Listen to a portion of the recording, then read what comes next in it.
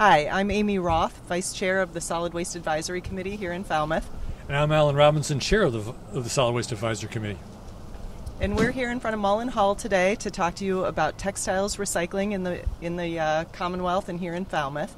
In particular, we want to talk about a textile collection event that occurred 2 weeks ago. The Department of Public Works organized the event. Many of you came out for it, so we're grateful for that.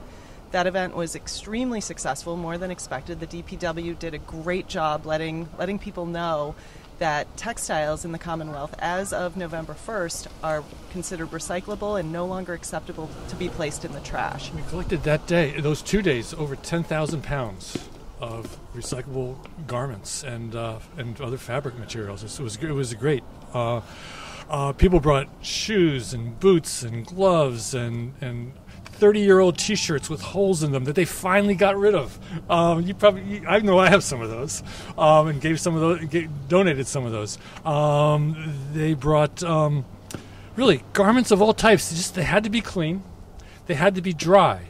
So long as they meet those two criteria, and couldn't have any grease on them, but they meet those criteria, it's all good, and it all does benefit. We raised in that event over $500 for the PTOs and really the school kids of Falmouth. And that one day, or 2 days, $500, and that's a great thing.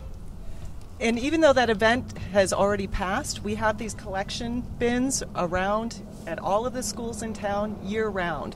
So whatever you have, whenever you're ready to clean out your closets, highest, best reuse when possible. So if you have something that somebody else in your community could use, please take it to one of the thrift stores or have someone come pick it up. If it's no longer something you think is usable, as Alan said, it could be wholly. As long as it's clean, dry, and in a plastic bag, drop it off at one of these bins at any of the schools. And again, those proceeds from donations year-round go to the parent-teacher organizations in town. So they benefit the schools and the kids in those schools. Last year, the PTOs generated over $12,000 for the 5 cents per pound that they receive for all the garments and materials that are dropped off here. So if you have some big 20, if you have some 10-pound boots that have all worn out and have holes in them, that's going to generate money for the kids in our community, which is just a great thing.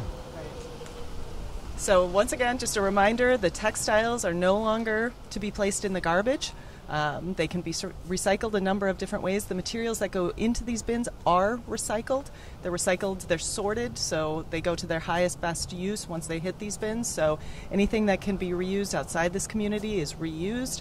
Fabrics that can be repurposed are repurposed, and then the lowest use is as industrial wipers or rags. It's PTO and the service center get 5 cents for every pound of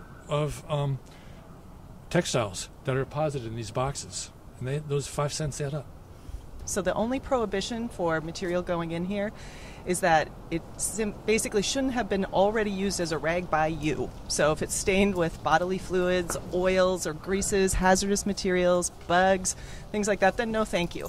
But everything else, clean, dry, in a bag, doesn't matter if it's wearable or not wearable, can go into these bins. DPW is in the process of planning the next two-day weekend event for sometime in January or February. So stay tuned to FCTV and other media. The announcements will be coming soon.